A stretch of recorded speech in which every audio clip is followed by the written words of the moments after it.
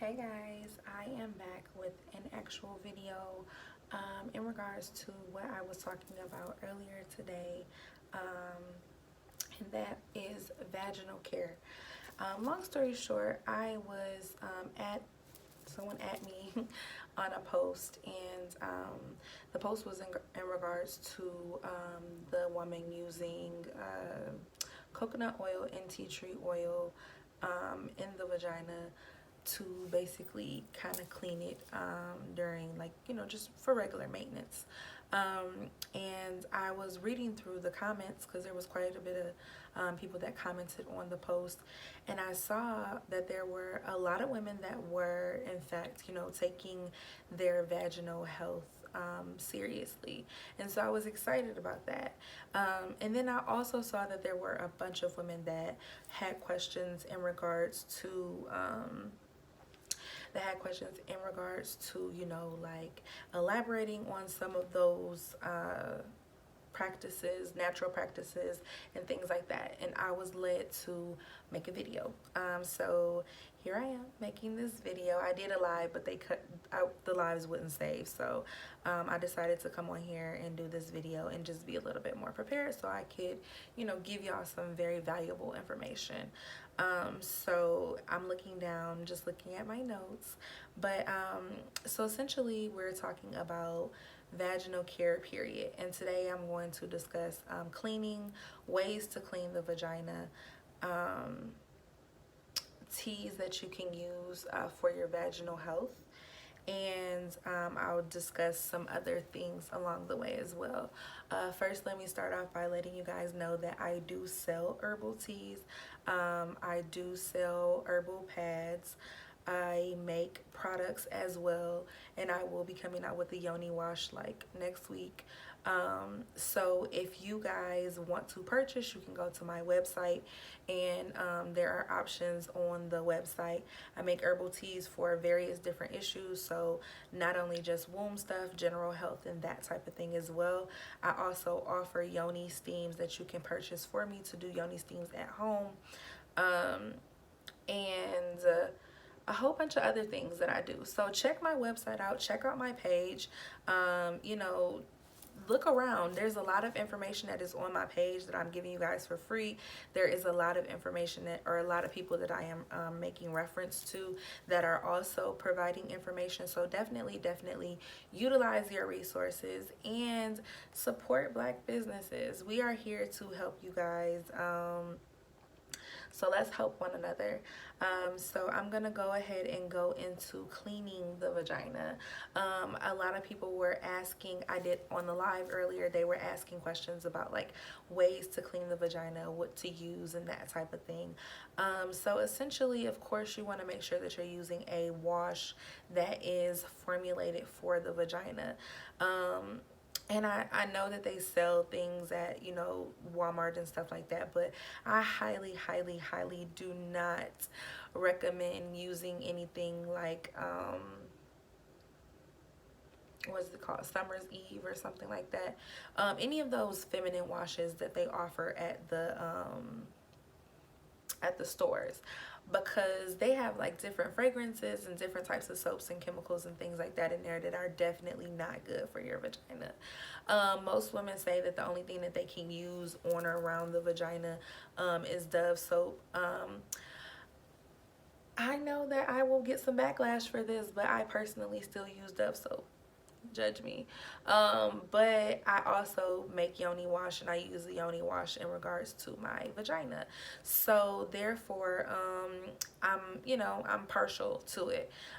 Some of the natural soaps don't agree either.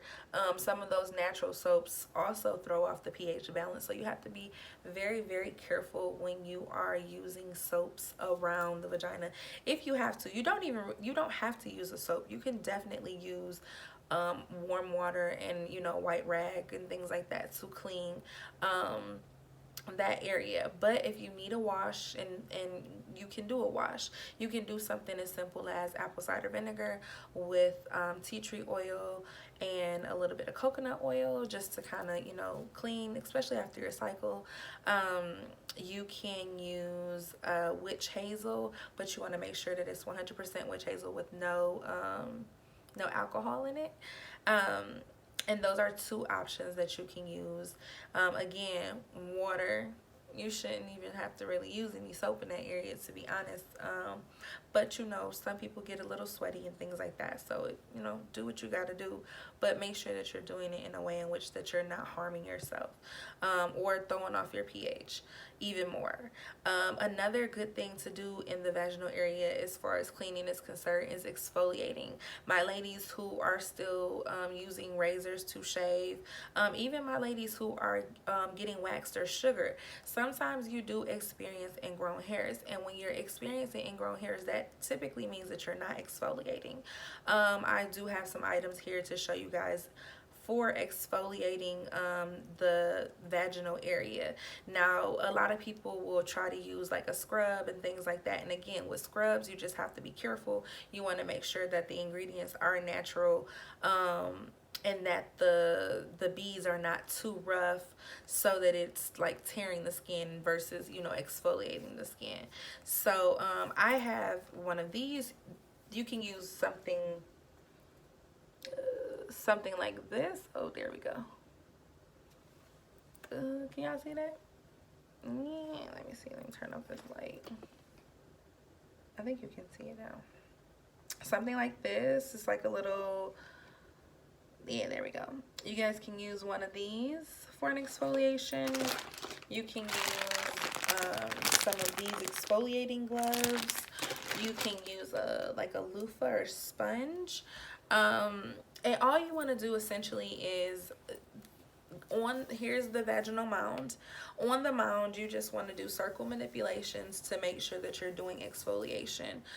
You don't have to use soap. You just, obviously you would want to do it maybe in the shower, or you can dry brush, either way. But just circle manipulations on the mound of the vagina and in the bikini area. Most people get, if this is a V, most people get ingrown hairs in this area. Make sure that you're going in here on each side using circle manipulations.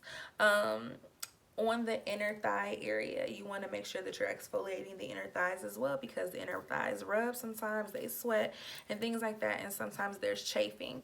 And so or the area is darker, so that if you want to make sure that you're not getting any, you know, discoloration and that type of thing, you want to go ahead and make sure that you're cleaning this way, just like this. So if these are your thighs, you're going to go down into the thigh area. And that's going to be your exfoliating. You don't have to exfoliate every single day. Definitely exfoliate once a week though. As far as oils and things, after exfoliation, you want to tone. So once you get out the shower, once you're done with your shower, you're going to want to tone. You can use witch hazel for a toner, and like I said, as long as it's alcohol free, you can use rose water as a toner as well. And that is definitely going to make sure that those pores are closed back up, and it's also going to make sure that if you're prone to ingrown hairs or anything like that, that it kind of like it kind of draws out any impurities out of the pore before they could form. Also, as far as hydrating is concerned, you definitely need to make sure that you are hydrating your vaginas, ladies. So essentially, I have given y'all a vajacial. I have just told y'all how to give yourself a vaginal facial, which is also a service that I offer. So again, check out my website. But you want to hydrate afterwards. You want to make sure that that skin is nice and hydrated. A lot of times people don't really understand or realize that that area is not as moist as they think it is, although it may be sweaty or whatever the case may be. But you want to make sure that you are hydrating in that area. So you can use something as simple as what the young lady was discussing today, coconut oil and tea tree oil, which are both very important oils around the vagina area because they help kill bacteria and things that cause bacterial vaginosis and yeast infections. So it's very, very important for you to use something so that you're giving yourself some extra protection.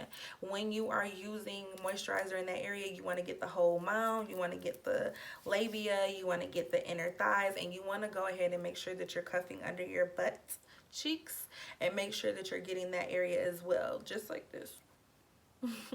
Because whether y'all know it or not, that little area be dry and them little booty cheeks be dry at the bottom. So make sure you're get in there with the oils.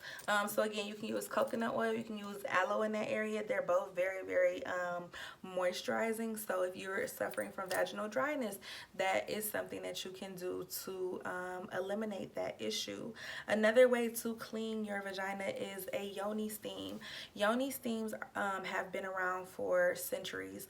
Essentially, they were done to restore the vagina after giving birth in many cultures. Now the healing properties are the same. They're definitely here for restoration of the vagina, and they help with so many different things. You're sitting over a pot of herbs. In my case, if you come to me for that service, you would be sitting over herbs that are customized to whatever needs that you have. So if you're experiencing cramps, bloating, PMS, heavy bleeding, prolonged bleeding, fibroids, cysts, endometriosis, infertility, PCOS, delayed cycles, absent cycles, anything that's going on, if you have bacterial vaginosis, if you have yeast infections, whatever it is, herpes simplex virus, if you have any of those things, getting a Yoni steam is definitely going to be beneficial to you because it is going to help minimize all of those symptoms. If you have HSV, you can even eliminate that as a whole in conjunction with steaming and using herbal teas. You want to steam twice a month. You can steam at home or you can go to a location. If you go to a location, I highly recommend that you check out your practitioner, make sure that they know what the hell they're talking about, because you don't want to just be going anywhere and getting a Yoni steam. Jeju is very popular in Atlanta for Yoni steaming, and you know it for what it's worth, it definitely does what it's supposed to do. But I mean, come on, y'all could be spending money with y'all people and making sure that you're getting a custom service versus something where you know, everybody is sitting in there and everybody is releasing, and all that energy that they're releasing and all those toxins that they're releasing is in the atmosphere, and it's liable to attach to you. So you make that decision, but definitely make sure that you are, you know, taking those things into consideration. As far as Yoni steaming, it is very good in conjunction with using herbal pads or natural and organic pads. If you want to heal the womb, you definitely want to make sure that you're using like 100% cotton pads or like Diva cups, things like that, so that you're not getting the chemicals and the toxins that are in like Tampax, Kotex, Always, and that type of thing. I have some herbal pads here that I sell. I have information about those on my page. And then also a tea. There are herbal teas that you guys should be taking. So a lot of people are coming off of birth control. A lot of people are like cleansing and purging their wombs. And two herbs that I would definitely recommend would be dandelion root, because it clears out the womb, it balances your hormones, and it helps to release toxins. So people who have issues with their hormones, my PCOS ladies, my ladies who are experiencing issues with infertility, menopause, those type of things, if you're having issues with your hormones, you definitely need to be taking dandelion root in conjunction with red raspberry, because red raspberry is also a powerhouse for the reproductive system, and the red raspberry leaf helps to balance out hormones as well, but it actually helps to balance out testosterone. So using dandelion in conjunction to red raspberry, you have a powerhouse of herbs in just two, because they're helping to balance your hormones. So people that are, like I said, coming off of birth control, where you've had an overdose of estrogen, you've gone crazy, you've lost your mind, or whatever the case may be, now you're able to balance that back out. For those who have PCOS, you're noticing you have too much testosterone, you're growing hairs and things like that. This will help you to balance that out. So you definitely want to make sure that you guys are taking